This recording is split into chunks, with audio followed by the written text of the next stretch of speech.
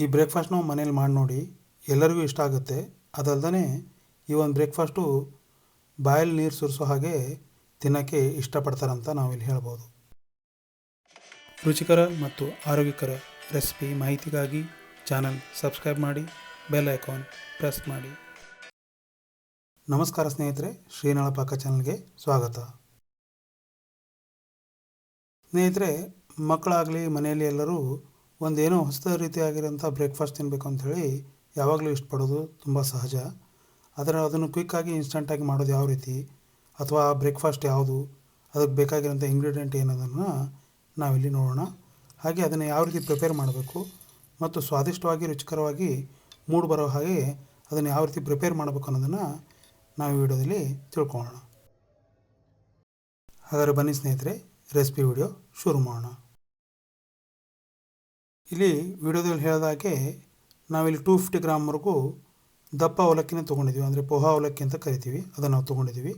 ಚೆನ್ನಾಗಿ ನೀರಲ್ಲಿ half an ಅವರ್ವರೆಗೂ ನೆನೆಸಿಟ್ಬಿಟ್ಟು ಅದನ್ನು ನಾವು ಒಂದು ತರಿತರಿಯಾಗಿ ರುಬ್ಕೋಬೇಕು. ಅಂದರೆ ಒಂದು ಗಟ್ಟಿ ರೂಪದಲ್ಲಿ ನಾವು ಇದನ್ನು ಮಿಕ್ಸರ್ನಲ್ಲಿ ಚೆನ್ನಾಗಿ ಪೇಸ್ಟ್ ಮಾಡಿ ತಗೋಬೇಕು. ನೋಡ್ತಾ ಇರಲ್ಲ, ಈ ಕನ್ಸಿಸ್ಟೆನ್ಸಿಯಲ್ಲಿ ರೆಡಿ ಮಾಡಿ ನಾವು ತಗೋಬೇಕು.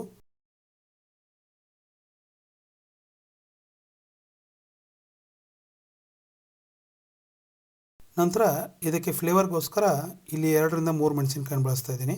ಖಾರ ತಿನ್ನೋರು ಇನ್ನೂ ಹೆಚ್ಚಿಗೆ ಹಾಕೋಬೋದು. ಮತ್ತು ಕೊರಿಯಂಡ್ರನ್ನ ಫ್ರೇಗ್ರೆನ್ಸ್, ಅಂದರೆ ಇಲ್ಲಿ ನಾವು ಕೊತ್ತಂಬರಿ ಸೊಪ್ಪನ್ನು ಕೂಡ ಬಳಸ್ತಾ ಇದ್ದೀವಿ. ರುಚಿಗೆ ತಕ್ಕಷ್ಟು ಉಪ್ಪು ಮತ್ತು ಹಿಂಗಿನ ಪುಡಿನ ಫ್ರೇಗ್ರೆನ್ಸ್ಗೋಸ್ಕರ ಹಾಕಿ ರುಚಿಯಾಗಿ ಇಲ್ಲಿ ಮಸಾಲಾನ ರೆಡಿ ಮಾಡ್ಕೋತಾ ಇದ್ದೀವಿ. ಇದನ್ನು ಕೂಡ ಚೆನ್ನಾಗಿ ನೀರು ಹಾಕ್ದೇ ಪೇಸ್ಟ್ ಆಗೋವರೆಗೂ ಚೆನ್ನಾಗಿ ನಾವು ರುಬ್ಕೊಂಡು ಪೇಸ್ಟ್ನ ತಗೋಬೇಕು. ನಂತರ ಈ ಒಂದು ರೆಸಿಪಿ ಚೆನ್ನಾಗಿ ಮೂಡಿ ಬರೋಕ್ಕೆ ಸ್ಪೆಷಲ್ ಇಂಗ್ರೀಡಿಯೆಂಟ್ ಏನಪ್ಪ ಅಂತಂದರೆ, ಇಲ್ಲಿ ನಾವು ಚೆನ್ನಾಗಿ ಕಾಯಿಸಿ ಆರಿಸಿರೋಂಥ ತುಪ್ಪನ ಬಳಸ್ತಾ ಇದ್ದೀವಿ. ಈ ಎಲ್ಲ ಇಂಗ್ರೀಡಿಯೆಂಟ್ನ ನಾವು ಚೆನ್ನಾಗಿ ಕಲಿಸ್ಬಿಟ್ಟು ಇಲ್ಲಿ ರೆಸಿಪಿನ ರೆಡಿ ಮಾಡೋದು. ಇಲ್ಲಿ ನಾವು ಪೇಸ್ಟಾಗಿ ರುಬ್ಕೊಂಡಿರತಕ್ಕಂತಹ ಮೆಣಸಿನಕಾಯಿ ಮತ್ತು ಕೊತ್ತಂಬರಿಯ ಒಂದು ಪೇಸ್ಟನ್ನು, ನಂತರ ನೆನೆಸಿ ರುಬ್ಬಿರತಕ್ಕಂತಹ ಪೋಹಾ ಮಿಕ್ಸರನ್ನು, ಅಂದರೆ ಹಿಟ್ಟಿನ ರೂಪದಲ್ಲಿ ನಾವು ಇಲ್ಲೇನು ರೆಡಿ ಮಾಡ್ಕೊಂಡಿದ್ದೀವಿ ಇದನ್ನು ಚೆನ್ನಾಗಿ ತೊಗೋಬೇಕು. ನಂತರ ಸ್ವಲ್ಪ ನಿಂಬೆಹಣ್ಣು ಹಾಕ್ಕೊಂಡ್ಬಿಟ್ಟು ಚೆನ್ನಾಗಿ ನಾವು ಇದನ್ನು ನಾದ್ಕೊಂಡ್ಬಿಟ್ಟು ಕೈಯಿಂದ ಕಲಿಸ್ಬೇಕು. ನಾವಿಲ್ಲಿ ಚಪಾತಿ ಮಾಡೋ ಹಾಗೆ ನಾವು ಇದನ್ನು ಕಲಿಸ್ಕೊಂಡ್ರೆ ಚೆನ್ನಾಗಿ ಇಲ್ಲಿ ರೆಸಿಪಿ ಮೂಡಿ ಬರೋಕ್ಕೆ ಸಾಧ್ಯ ಆಗುತ್ತೆ.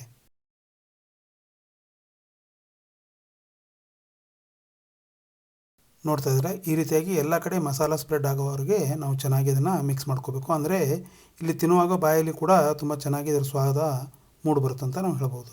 ನಂತರ ನಾವು ಒಂದು ಹದಕ್ಕೆ, ಅಂದರೆ ನೋಡ್ತಾ ಇರಲ್ಲ, ಈ ಕನ್ಸಿಸ್ಟೆನ್ಸಿ ಬಂದ ನಂತರ ನಾವು ಇದನ್ನು ಉಂಡೆ ಕಟ್ಟೋಕ್ಕೆ, ಅಂದರೆ ಬ್ರೇಕ್ಫಾಸ್ಟ್ ರೆಸಿಪಿಯಾಗಿ ರೆಡಿ ಮಾಡೋಕ್ಕೆ ನಾವಿಲ್ಲಿ ತಯಾರು ಮಾಡ್ಕೋಬೇಕು. ಇದಕ್ಕೆ ನಾವು ಸ್ವಲ್ಪ ಕೈಯಲ್ಲಿ ತುಪ್ಪ ಹಚ್ಕೊಂಡ್ಬಿಟ್ಟು ಚೆನ್ನಾಗಿ ನಾದ್ಕೊಂಡ್ಬಿಟ್ಟಿರೋಂತಹ ಹಿಟ್ಟನ್ನು ತೊಗೊಂಡ್ಬಿಟ್ಟು ಇಲ್ಲಿ ನಾವು ಉಂಡೆಯಾಗಿ ರೆಡಿ ಮಾಡ್ಕೋಬೇಕು. ಅಂದರೆ ಮಸಾಲ ಆಲ್ರೆಡಿ ಮಿಕ್ಸ್ ಆಗಿರುತ್ತೆ, ಉಪ್ಪು ರುಚಿಗೆ ತಕ್ಕಷ್ಟು ಹಾಕ್ಕೊಂಡಿರ್ತೀವಿ. ಇದು ನಾವು ಚೆನ್ನಾಗಿ ಈ ಒಂದು ಶೇಪ್ನಲ್ಲಿ ಮಾಡೋದಾಗಿದ್ದರೆ ಮಕ್ಕಳಿಗೆ ಕೂಡ ತುಂಬ ಇಷ್ಟ ಆಗುತ್ತೆ. ಮನೆಯಲ್ಲೂ ಕೂಡ ಇದನ್ನು ಗುಳಂ ಅನ್ನೋ ಹಾಗೆ ಎಲ್ಲನೂ ತಿಂದು ಈ ಒಂದು ಬ್ರೇಕ್ಫಾಸ್ಟ್ ರೆಸಿಪಿನ ಎಂಜಾಯ್ ಮಾಡ್ತಾರೆ. ನೋಡಿದ್ರೆ ಸ್ನೇಹಿತರೆ, ಎಷ್ಟು ಹಿತಕರವಾಗಿ ಮತ್ತು ಸುಲಭವಾಗಿ ಒಂದು ಬ್ರೇಕ್ಫಾಸ್ಟ್ನ ಅವಲಕ್ಕಿಯಿಂದ ನಾವು ಇಲ್ಲಿ ರೆಡಿ ಮಾಡಿಬಿಟ್ವಿ. ಇದು ಮನೆಯಲ್ಲಿ ಎಲ್ಲ ತುಂಬ ಇಷ್ಟಪಡೋ ಹಾಗೆ ಇದು ಮೂಡಿ ಬರೋಕ್ಕೆ ಸಾಧ್ಯ ಆಗುತ್ತೆ. ನೀವು ಮನೆಯಲ್ಲೇ ಟ್ರೈ ಮಾಡಿ. ರೆಸಿಪಿ ಟೇಸ್ಟ್ ಯಾವ ರೀತಿ ಬಂತು ಅಂತ ಹೇಳೋಕ್ಕೆ ಮರಿಬೇಡಿ. ಇದು ಕೂಡ ಚೆನ್ನಾಗಿ ಇಲ್ಲಿ ನಾವು ಇನ್ಸ್ಟಂಟಾಗಿ ರೆಡಿ ಮಾಡೋಕ್ಕೆ ಒಂದು ರೆಸಿಪಿ ಅಂತ ನಾವಿಲ್ಲಿ ಹೇಳ್ಬೋದು. ಈ ವಿಡಿಯೋ ನಿಮಗೆ ಇಷ್ಟ ಆದಲ್ಲಿ ಹೆಚ್ಚು ಶೇರ್ ಮಾಡಿ, ಲೈಕ್ ಮಾಡಿ. ಹಾಗೆ ಈ ಒಂದು ರೆಸಿಪಿನ ಮನೆಯಲ್ಲಿ ಟ್ರೈ ಮಾಡಿ. ಮತ್ತು ನಾನು ನಿಮಗೆ ಮುಂದಿನ ವಿಡಿಯೋದಲ್ಲಿ ಭೇಟಿ ಆಗ್ತೀನಿ. ಸ್ಟೇ ಟ್ಯೂನ್ ಆಗಿರಿ ಮತ್ತು ನಿಮ್ಮ ಆರೋಗ್ಯನ ಕೂಡ ಕಾಪಾಡಿಕೊಳ್ಳಿ. ಟೇಕ್ ಕೇರ್, ಟಾಟಾ, ಬಾಯ್ ಬಾಯ್. ವಿಡಿಯೋ ವೀಕ್ಷಣೆ ಮಾಡೋದಕ್ಕೆ ಧನ್ಯವಾದಗಳು.